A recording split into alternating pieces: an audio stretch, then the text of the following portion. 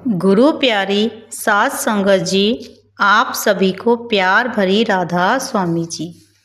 संगत जी, अक्सर हमारे मन में यह विचार आ जाता है कि मन तो हमारा शांत होना चाहता है, लेकिन हमारे मन के अंदर विचार रुकते ही नहीं हैं।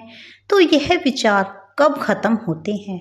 इस पर संत महात्माओं ने हमें समझाया है कि जब तक हमारे अंदर विकार रहेंगे तब तक विचारों का सिलसिला चलता रहेगा। विकार चित्त में परत दर परत जमा होते रहते हैं और जब तक चित्त निर्विकार नहीं हो जाता तब तक विचारों का प्रभाव बना रहता है। चित्त और मन एक ही है। जब चित्त निर्मल हो जाता है तो भगवान का साक्षात्कार स्वयं ही हो जाता है। यह हमारे मन पर पिछले जन्मों के द्वारा किए गए गंदे आचरण, पाप और अच्छे आचरण सभी का लेखा जोखा हमारे मन में जमा होता है। उसी के कारण उन्हीं कर्मों के आधार पर हमारे आगे के कर्म बनते हैं। लेकिन यदि हम नाम जप करते हैं तो हमारे कर्मों का बोझ हल्का होने लगता है। जो हमारे कर्म होते हैं जितने ज़्यादा हल्के होते जाएंगे तो हमारा मन अपने आप निर्मल होता चला जाता है।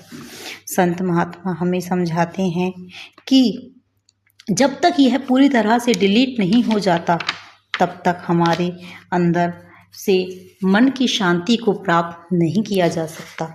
मन की शांति को पाना है तो मन के अंदर के विचारों को रोकना होगा, और मन के अंदर के विचार तभी रुक सकते हैं जब हमारे मन में उस परमात्मा के प्रति, अपने सतगुरु के प्रति एक सच्चा विश्वास उत्पन्न हो जाए, सच्चा प्रेम उत्पन्न हो जाए। जैसे ही सच्चा प्रेम और विश्वास उत्पन्न होता है, मन स्थिर होने लगता है और हम एक गहरी खामोशी में कदम रखते हैं। हमारे अंदर के दायरे खुलने लगते हैं। तब हम सीखने के लिए तैयार हो जाते हैं, अपने ज्ञान के दायरे से परे जाने को तैयार हो जाते हैं।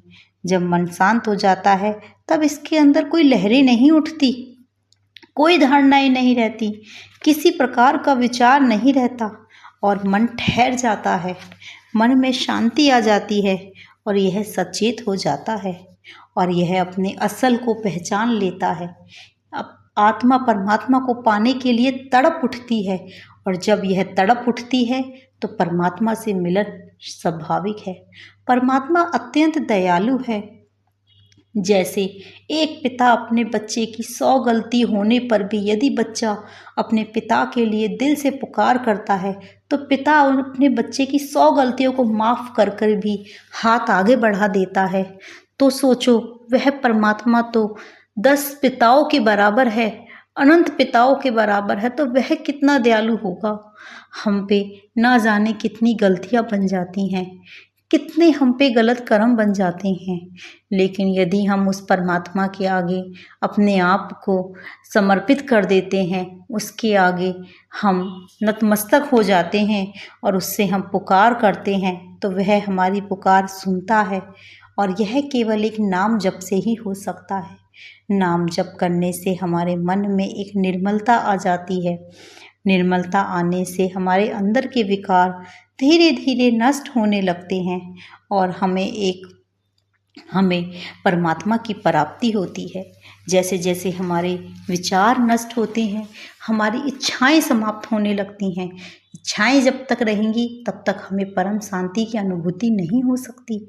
यह परम शांति इतनी है, जब मन शांत होता है तो इसका अंदर का आनंद इतना है कि हम इसके आनंद को शब्दों में तो बयां कर ही नहीं सकते। दुनिया में लाखों करोड़ों सुख मिल जाएं फिर भी वह आनंद नहीं मिल सकता जो अंतर मन में शांति आने पर मिलता है। आपने देखा होगा कि चाहे हम कैसा भी कर्म क्यों ना कर ले, लेकिन मन में कुछ ना कुछ एक अशांति किसी ना किसी कोने में जरूर रह जाती है। वह अशांति तभी खत्म हो सकती है जब परमात्मा की कृपा हो। वह परमात्मा की कृपा प्राप्त करने के लिए सिर्फ हमें उसकी पुकार करनी है।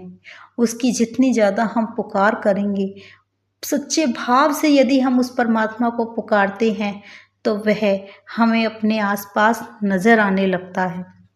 हमें कोई अपनी बुद्धि नहीं लगानी, हमें तो एक अनजान व्यक्ति की तरह सिर्फ नाम जप करना है।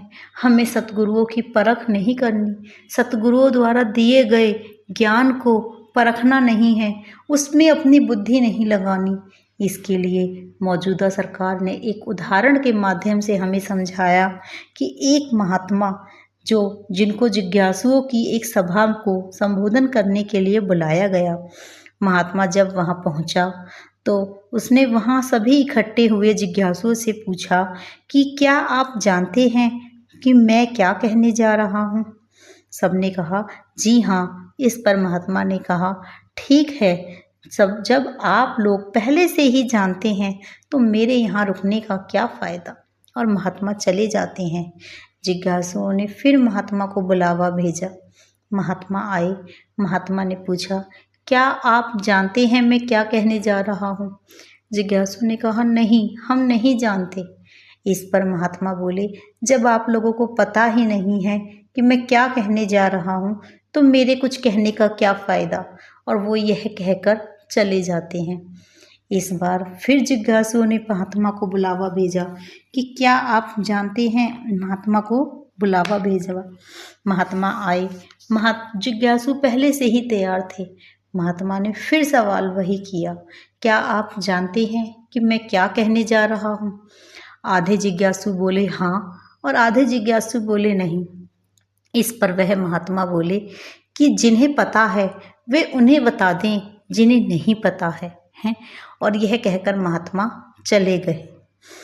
जिज्ञासुओं ने इस बार फिर महात्मा को बुलाया और महात्मा ने आने पर फिर अपना वही सवाल दोबारा दोहराया कि क्या आप जानते हैं कि मैं यहाँ किस लिए आया हूँ, मैं क्या कहने जा रहा हूँ?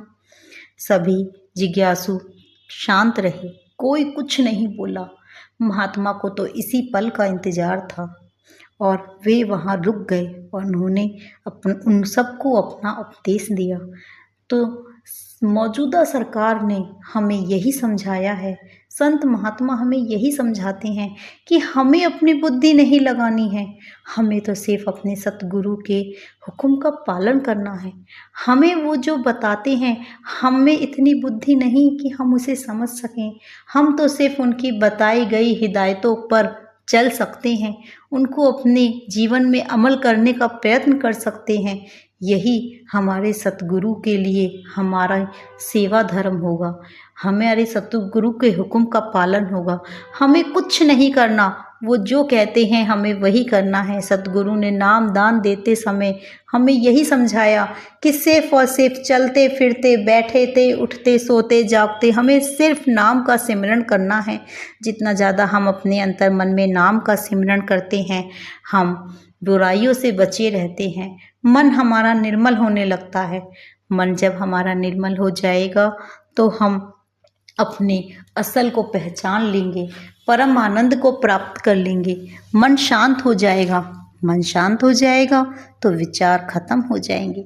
विचार हमारे मन में क्यों ना चलते हों, अक्सर हमारे मन में जब हम नाम जप करते हैं सभी तरह के विचार चलते हैं। हमें उनसे डरना नहीं है, हमें उनको यह सोचकर रुकना नहीं है कि विचार तो रुकते नहीं हैं। जब मन निर्मल होगा तो विचार रुकेंगे, क्योंकि परमात्मा बहुत दयालु है। वह यह देखता है कि मेरा भक्त जानता है वह काल के अधीन नहीं हो रहा, काल उसे अपनी ओर खींचने की कोशिश कर रहा है, लेकिन मेरा भक्त, मेरा शिष्य लड़ रहा है, वह फिर भी नाम जप कर रहा है।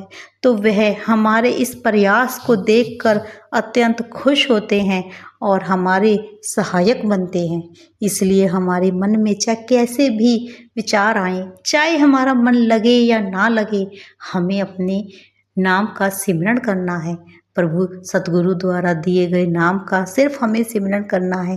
धीरे धीरे जब अभ्यास हमारा बढ़ता जाता है तो काल अपने आप हार जाता है और हमारे मन में आने वाले इधर उधर के विचार रुक जाते हैं, मन ठहर जाता है, आनंद की अनुभूति होती है। तो साथ संगत जी, हमें सिर्फ और सिर्फ अपने हुक्म सतगुरु के हुक्म का पालन करना है।